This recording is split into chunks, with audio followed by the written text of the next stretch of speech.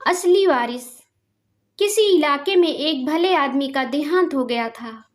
परिवार में सबका रो रो कर बुरा हाल था। उस आदमी के पत्नी का देहांत बहुत पहले ही हो गया था। अपने छोटे छोटे बच्चों को उसने ही पाल कर बड़ा किया था। आज उसके घर में 4 बेटे, 4 बहुएं और एक बेटी थी। उसकी अर्थी की तैयारी हो चुकी थी।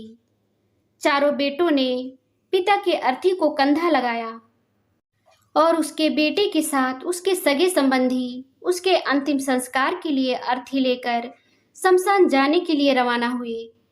वो अभी घर से 4 कदम ही चले होंगे कि वहां एक व्यक्ति आया और उसने अर्थी ले जा रहे चारों बेटों में से एक बेटे का पांव पकड़ लिया और बोला, भाई कृपया मेरी बात सुनिए।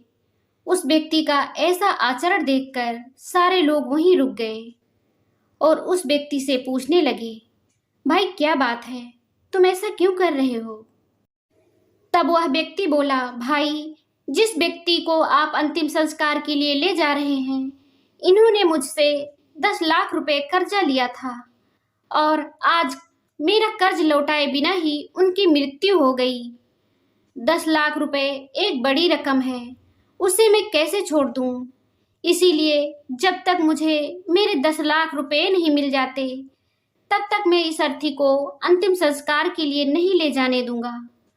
उस व्यक्ति से इतनी बड़ी रकम के बारे में सुनकर उस मृत व्यक्ति के बेटे कहने लगे कि भाई इस 10 लाख रुपए कर्ज के बारे में मेरे पिताजी ने मुझे कुछ भी नहीं बताया है, इसीलिए हम आपके पैसे नहीं दे पाएंगे।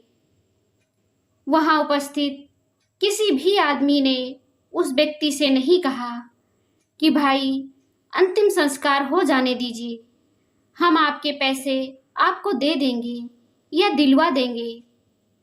वह व्यक्ति मन में सोचने लगा कि इस मृत आदमी के परिवार के सगे संबंधी तो दूर, उसके अपने बेटे ही अपने पिता का कर्ज चुकाने की जिम्मेदारी नहीं ले रहे हैं। जिस पिता ने इन बेटों को पालने में अपनी सारी जिंदगी खपा दी, तो अब दूसरे से क्या आशा की जाए। उस व्यक्ति ने मन ही मन सोच लिया कि मैं अर्थी को तब तक आगे नहीं ले जाने दूंगा जब तक कोई मेरे पैसे नहीं चुकाता। पर वहां कोई भी व्यक्ति नहीं था जो यह कहता, भाई अभी अंतिम संस्कार हो जाने दो, पैसे हम दे देंगे या आपको दिलवा देंगे।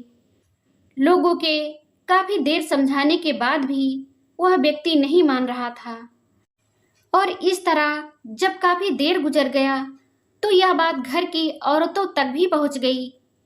मरने वाले की इकलौती बेटी ने जब यह बात सुनी तो वह फौरन वहां पर आई और उसने अपना सारा जेवर उतारा और कुछ नकदी उस व्यक्ति को देते हुए हाथ जोड़कर बोली, कृपा करके आप यह जेवर और कुछ पैसे अभी रख लें और मेरे पिताजी का अंतिम संस्कार हो जाने दें। मैं आपसे वादा करती हूँ कि मैं आपके सारे पैसे लौटा दूंगी, बस आप मेरे पिताजी की अर्थी ना रोकें, उनका अंतिम संस्कार हो जाने दें, जिससे उनकी आत्मा को शांति मिल जाए। कृपा करके आप मेरे पिताजी की अंतिम यात्रा को ना रोकें, मैं आपका सारा कर्ज अदा कर दूंगी। वह बेटी उस व्यक्ति से बार बार विनती करने लगी।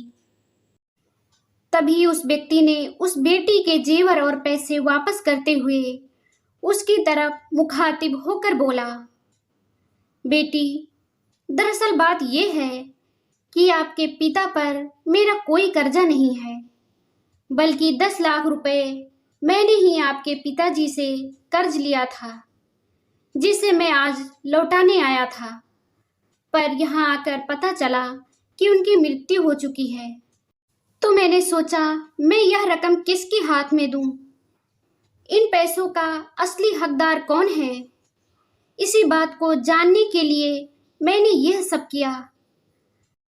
पर अब मैं जान चुका हूँ कि इन पैसों का असली हकदार न उसके बेटे हैं, न ही भाई और न परिवार, न सगे संबंधी। इन पैसों की असली हकदार तो बेटी तुम ही हो, क्योंकि तुमने अपने पिता के कर्ज को चुकाने के लिए अपने सारे जेवर, कीमती वस्तुएं, पैसे एक पल में ही मुझे सौंप दिए, जिससे कि तुम्हारे पिता की अंतिम यात्रा में कोई रुकावट ना हो। जो पिता इन बेटों को पालने पोसने के लिए दिन रात मेहनत करता रहा, वही बच्चे अपने पिता का ऋण उतारने में मुकर गए। उस व्यक्ति ने वो पैसे बेटी को दे दिए और वहां से चला गया। यह सब देखकर उन बेटों और वहां पर उपस्थित सभी के सिर शर्म से झुक गए। दोस्तों, बेटियां सुख दुख में हमेशा माँ बाप के साथ खड़ी होती हैं। हम कह सकते हैं कि बेटियां माँ बाप की वास्तव में सच्ची हितैषी होती हैं। एक बार को बेटा तो माँ बाप को छोड़ सकता है, पर बेटियां पराए घर जाने के बाद भी माँ बाप का साथ कभी नहीं छोड़ती। माँ बाप की मुश्किल समय में बेटियां हमेशा उनके साथ रहती हैं, और सब तो माता पिता के धन दौलत को अपना समझते हैं, पर बेटियां अपने माँ बाप को ही अपनी दौलत समझती हैं। दोस्तों, आजकल बहुत से लोग बेटियों को पैदा होने के पहले ही मार देते हैं, पर शायद वो ये नहीं समझते कि जब बेटे बुढ़ापे में उनका साथ छोड़ देते हैं, तब बेटियां ही अपने माँ बाप का सहारा बनकर खड़ी होती हैं। किसी ने कहा है कि जरूरी नहीं है कि चिरागों से ही रोशन हो जहां, घर में उजाले के लिए एक बेटी ही काफ़ी है। दोस्तों, यदि ये कहानी आपको पसंद आई हो तो इसे लाइक, शेयर और हमारे चैनल को सब्सक्राइब जरूर करें।